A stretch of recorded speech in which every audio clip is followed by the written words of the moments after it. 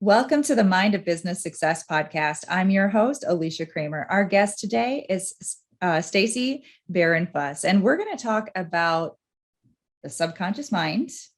And your business is all about truth and empowerment and so many things that I love to talk about. So welcome to the show, Stacy. Thank you so much, Alicia, for having me. I'm very excited to be here with you today. Let's start by talking a little bit about what it is that you're doing in your business. I know you are also working with your clients at the subconscious level of the mind to break through all of those disempowering things that are going on within us so that your clients can create what their heart desires, very similar to the type of work that I do. And I'm excited to dig into this and learn more about how you're working with your clients. And let's start by talking about your business and how you are serving. Yes. And I too am so excited. It's refreshing when, you can have a conversation with someone that gets it at the level that you get it, and where you end up going, it's always where the magic is. So I'm excited about this. So I created the Truth Teachers really from my own journey of, my personal development journey of working with all the coaches, doing all the different work. And after I would get finished working with these coaches, on mindset and things like that, I would notice that inside I still felt the same. I still felt, a level of unhappiness, not being totally fulfilled. And so that sent me on this goose chase, if you will, of what aren't we talking about? What aren't we diving into? And so that's really what is the Truth Teachers today, is all of the pieces that I use in my journey out of my own stress and suffering to realize fulfillment. It includes the subconscious work. It includes diving into the emotional side of things and helping clients understand, where the emotions really are serving them or running them. And ultimately, at the end of the day, looking at the truth, because that's truly what sets us free. But the truth is often, clothed with lies and different blocks that we can't always see the root of it. And so our work is very much, getting to the root, removing it, and that way beautiful flowers can be planted and bloom from there. Love it. Analogies that I also appreciate and love to use. So let's dive right into it, because anyone who's been listening to this podcast for a while, they've sort of been indoctrinated into this a little bit. And I'm really looking forward to going a bit deeper on this subject than maybe in some other episodes, because I do have you here and you really get this. And this is going to allow us to maybe dispel some common misconceptions for people. Now, I have oftentimes been labeled as, and even in some of my marketing, label myself as a mindset coach. And it's a tricky thing because mindset is sometimes just taken at sort of face value, right? It's a very surface level thing. It's like, think positive, keep pushing through the resistance, don't give up. It's sort of that rah, sounds nice, makes you feel warm and fuzzy if you're in the right mood, kind of pisses you off a little bit if you're not. But what really moves the needle for someone is that deeper transformation that's taking place at the subconscious level of the mind. Now, I know you specialize a lot in identifying and shifting those addictive tendencies towards being the victim and the stress and the overwhelm. And a lot of people don't realize that these are what people think are emotions become habits. You do become addicted to the chemicals that are being created when you're feeling those emotions, just like you become addicted to coffee or cigarettes or alcohol or pornography or whatever your sort of escape mechanism is. love for you to talk a little bit about that from your perspective. Yes. Yes. It's one of my favorite topics because when I start talking about this, with a potential client, or, I was actually talking about this with one of my colleagues this morning, is at first glance, we are so used to the conditioning and the programming that we've been brought up with, which is life is, in some capacity, it is what it is, right?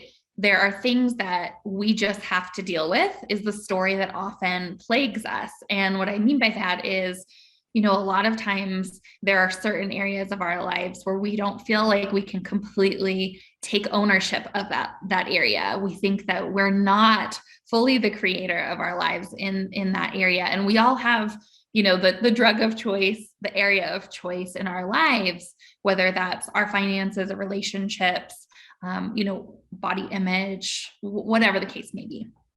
And so we've been conditioned to think and believe that there's just aspects of life that we're going to have to settle for, right? That aren't going to be, they're going to be the part of our lives that we have to settle. We can't push that needle forward like we can maybe in our business.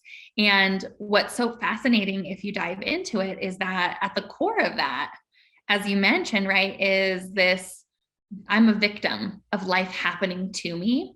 And at first glance, we don't look at it like an addiction. We don't look at it like, oh, I'm addicted to the story that I am a victim in some capacity. We look at it just like, that's the way life is. And the moment that we actually start to look at it in the way we're talking of, oh, I'm addicted to believing that I'm a victim in some way, that is when that awareness creates that expansion or space within us that we can start a new train of thought, a new program can start to take effect.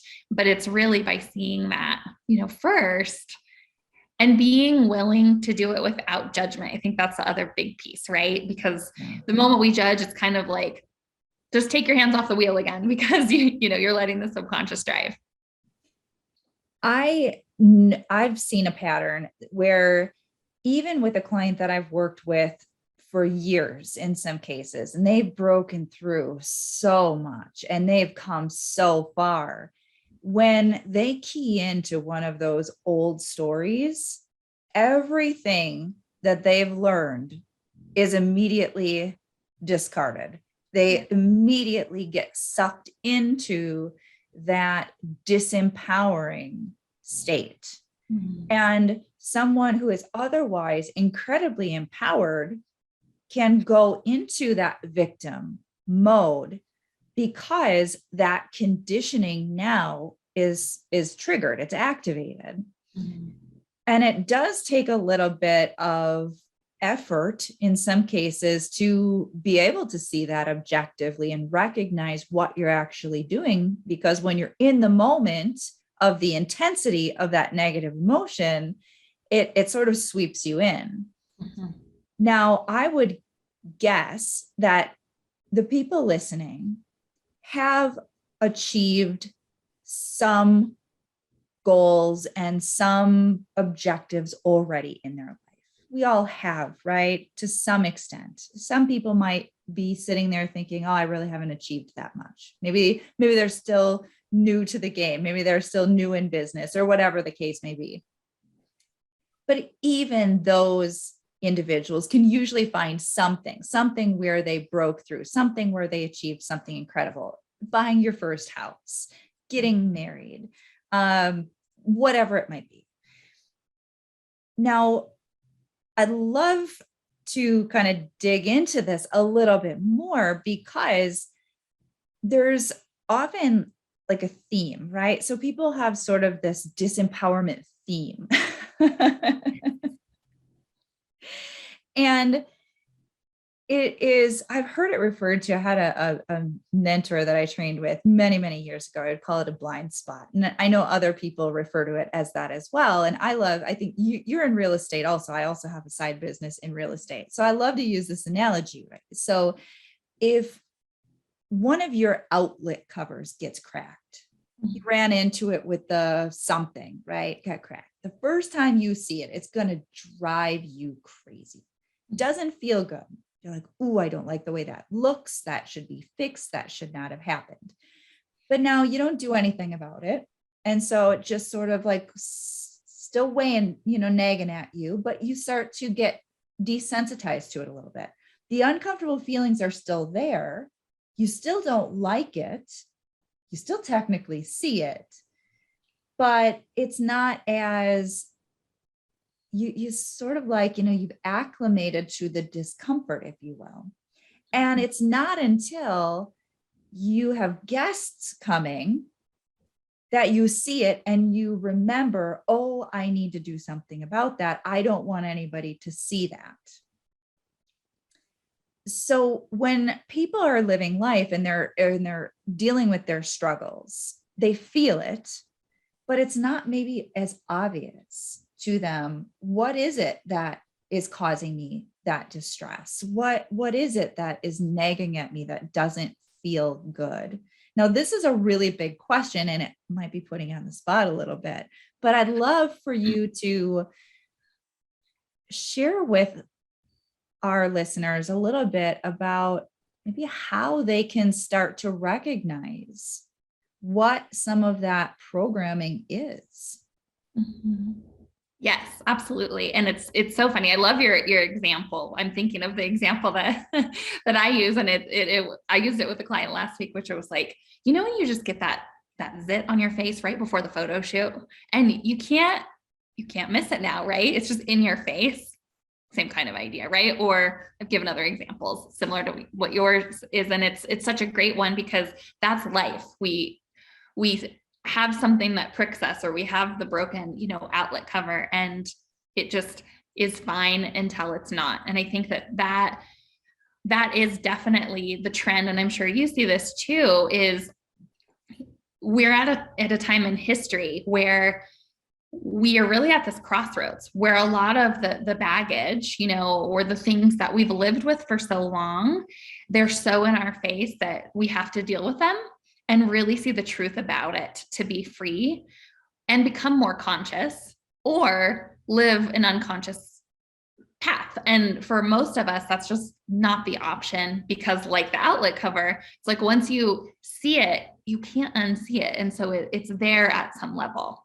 I think that the biggest thing, just to answer your specific question, that I like to tell people is, when you start to see something, in the example of the outlet, right? If we took that into your inner state, if you start to notice, that at some level you're suffering, at some level you experience stress, or at, some level there are themes or patterns in your life where you feel like you're at the mercy or at the expense of external situations, whether it's external validation, whether it's someone doing something and it triggering you and you blaming that person, so giving your power away in that way, whatever it may be. Really being able to start this process by first seeing the truth of what's going on internally without judgment is the simplest path to start this uncovering process. But honestly, it's one of the hardest, like anything, right? It's like the first step can sometimes be the hardest step. And we are so conditioned, especially as a high achiever, to see what's going on and immediately go into solution.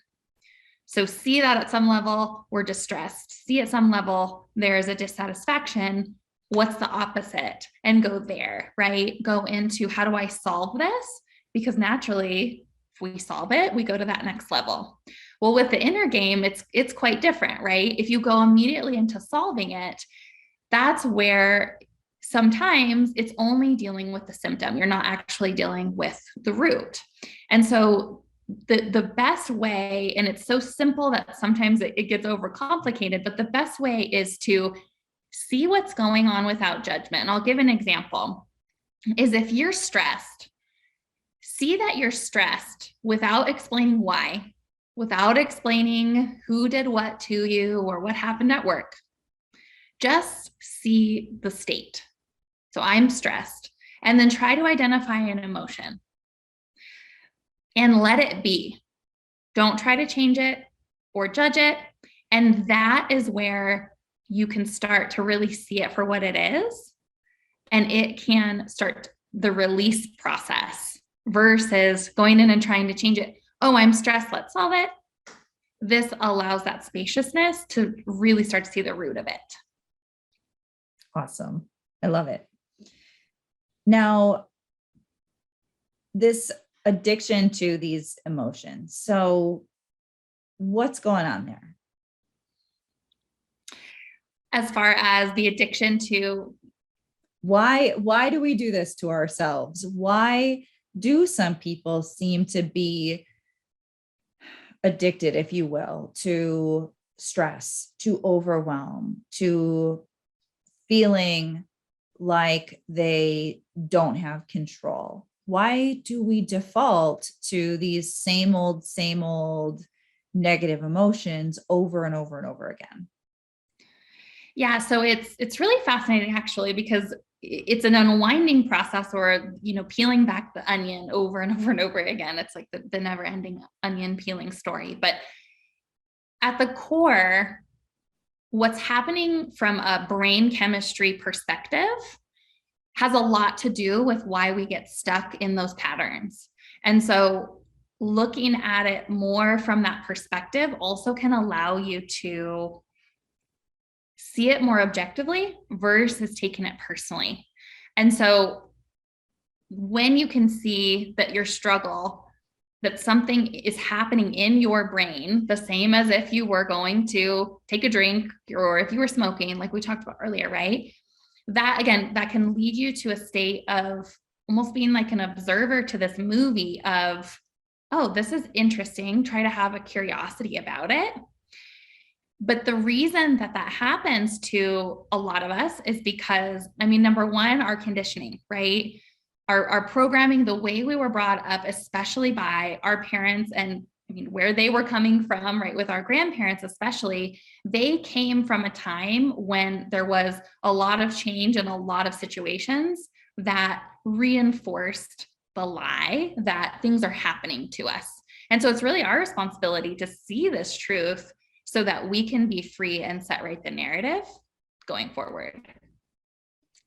When you're working with your clients and now you've identified some of these disempowering old patterns, you're able to see it objectively, and now you can actually start to release some of that old negative emotional charge on this stuff so that you can create something new, a new pattern, new empowering beliefs. What does that look like? So when you're working with your clients, what is that? I call it reconditioning. I love to call it reconditioning. It's pretty much what we're doing, right? We're taking that old disempowering conditioning, doesn't serve us. We shine the light of truth on it. We release and let go of the negative emotional charge. And now it is about starting to align with that more empowering truth. I'd love for you to share with us what that journey looks like when you're working with your clients. Yes. So we look at the thoughts, beliefs, and emotions in any time that I call it rescripting. So same ideas as the reconditioning that you're talking about, is looking at the thoughts and emotions and beliefs that got us here, right? And seeing the truth, shine a light like you described. Then there's this spaciousness to reprogram, rescript the thoughts, emotions, beliefs going forward. But the biggest sort of secret sauce, if you will, that has to go along with that is understanding that new level of responsibility of taking ownership, that you have a choice. And I think that's, with all of this, is like, if you don't think you have a choice, that reinforces the old pattern. At the end of the day, we could rescript all day long. And if you don't take responsibility for the fact that you have choice, that's the only step, right? That as a client, they have to take and be willing to see that at some level, they are creating exactly what they're experiencing from external, internal world, right? And so diving into not only the rescript process, but also understanding the responsibility that we have to make empowered choices has to go along with that for the recipe, if you will, to bake the loaf of bread we're trying to bake of freedom, right? And fulfillment. I love that. It is such an important point. A lot of people don't fully and completely understand what taking responsibility means. There's that tendency to think that, well, that means that, they're still taking the victim role. Yeah. Well, then, you're saying it's my fault. And no, that's not what taking responsibility means. Responsibility is actually saying, hey, if I've created this, whether it was by accident or not, then I can create something different. So it's actually very empowering. It gives you an opportunity to finally take your power back instead of feeling like life is happening to you, or my parents messed me up and that's why I can't get ahead in life, or whatever the victim-y story is. Now we have the ability to recognize, I don't have to do that anymore. I can break this cycle. I can create this change within myself.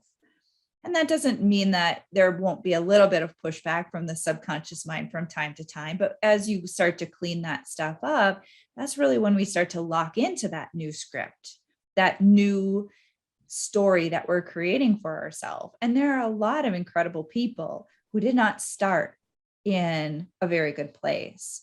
And there's so much evidence of our power and potential to completely transform our life, but it does require consistently taking personal responsibility and doing that inner work so that we can start to create a different life for ourselves. Yes. Yeah. And looking at it like, excuse me, our thoughts, emotions, and beliefs are all coming together and creating our reality. And if there is any ounce of your reality that you don't like, that you can be sure that that is an area where you're not totally taking ownership of your part in creating it. And so that's a great way to look at it as well. And an easy thing to do from an assessment standpoint is there anywhere in your life where it's not exactly how you want it? And look at what are your thoughts, beliefs, and emotions in that area. And you can start to clean that up really quickly. There's some gold for you guys. I want to shift gears just a little bit. And now I want to talk to you as the business owner. And you mentioned you had to go through your own journey to learn these things. It is an ongoing journey. It is an ever evolving process of that inner growth. And I'd love if you would share with us maybe one mindset obstacle that you've personally had to overcome in order to get to where you are today. Yes. Yeah. I think that the biggest one for me is really my need to control from a team standpoint and from client standpoint, right? Wanting to provide that excellent, elegant experience. That's totally one thing and something I'm very proud of providing. And there was a piece of to be sure that that was provided every time on time. That was very much holding me back. And what's interesting, just like everything, right? There's duality, I believe, right? In all things. And so when I started to look at my mindset around, what is the need to control and where is that hurting me, helping me? And I always like to look at both sides of the coin in any aha moment, because it's a lot of polarity, right? It's like if you have one side, you have the other. And so when I started to look at that limiting mindset piece, of having to control everything, what was really interesting is I discovered that I was also controlling how much good I was allowing. So while I was trying to control something bad from happening, that, because there's duality, was also limiting how much good I could bring in, whether that was, growth, whether that was joy, fulfillment, happiness personally. And so that really was, a big aha for me to see that both sides were present and evident.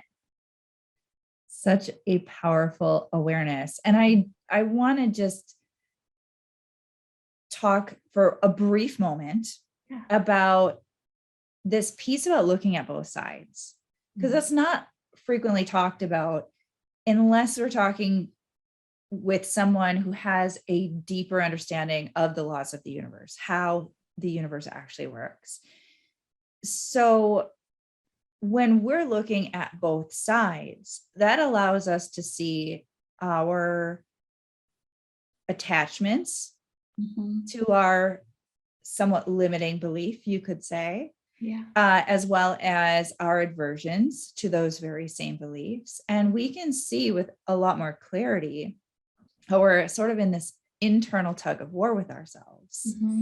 And when you're in that internal tug of war, it's like you can feel it and it doesn't feel good. And every one of us, we all have this experience. Whenever we're bumping up against some type of challenge, there's always this sort of dysfunctional, like I call them conflicting beliefs. So on the one hand, we're holding on to something, even if it doesn't serve us, because on some level of the mind, there is a belief that it serves us, even if it's as silly as someone told you when you were 5 years old that you were supposed to be that way, as though somehow it's virtuous to be impoverished or whatever the case may be. And so even if our logical, rational, very evolved self would say, that's not logical, that's not rational, that belief is still active within the subconscious. We still want Aunt Susan's approval, right? And so having too much money makes us a bad person.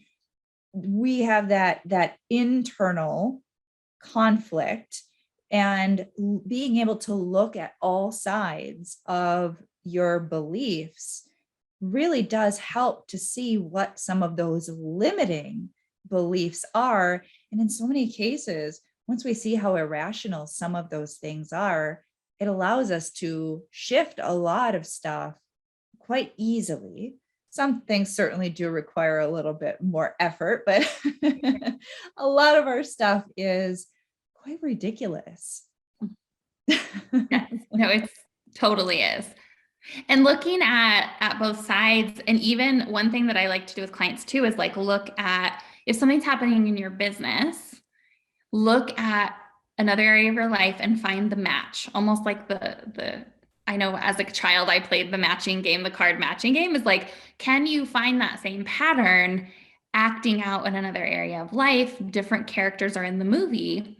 But that way you can start to have one awareness, and with that one awareness, it's the domino that starts to clear everything else. And so it is, just to your point, it's so important to talk about looking at both sides, because it's not, talked about a lot or encouraged a lot. And I mean, one thing that I do, just to share something that helps me a lot in my journey, is if ever I come across something, and let's just use control, because that was the mindset piece I just shared, is I actually go into the thesaurus and the dictionary, and I look up, even though I know what the word control means, I look up the definition and the synonyms, because that always helps me go deeper in whatever the aha is, because it shows me how else it might be showing up in its opposite, or a different flavor of control, that I say, oh, that's just good customer service, right? Is to really just clear that belief once and for all. I do that exercise, which is kind of fun. And again, makes it more of an observer, or, an objective approach to it, versus it being so personal.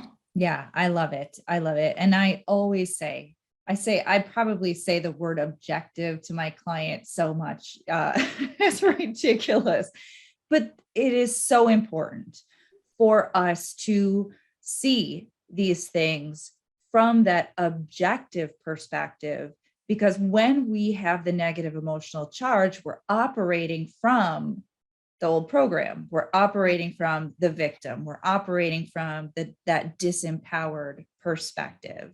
But when we're objective, it's so much easier to see what's really going on and how it's truly not serving us. Yes. this has been a great conversation. I'd actually love to like bring people on and, that would be so fun. and help people shift stuff. Yes. Stacy, how can our listeners connect with you? Because I know this stuff works. Obviously, I've been doing it for over a decade myself professionally. There are so many people who can benefit from the work that you're doing. So how can our listeners connect with you? Yes, the best way is by our website, which is thetruthteachers.com. All of our social handles are there, and you can, submit different questions and, of course, book a call to learn more. Awesome. Well, I want to thank you again. This has been a great conversation. I probably could have segued on a lot of different tangents. I enjoyed it so much too. Thank you for having me. And of course, I've got to thank all of our listeners. If you haven't already subscribed, make sure you do so. And until next time, we will see you in the next episode.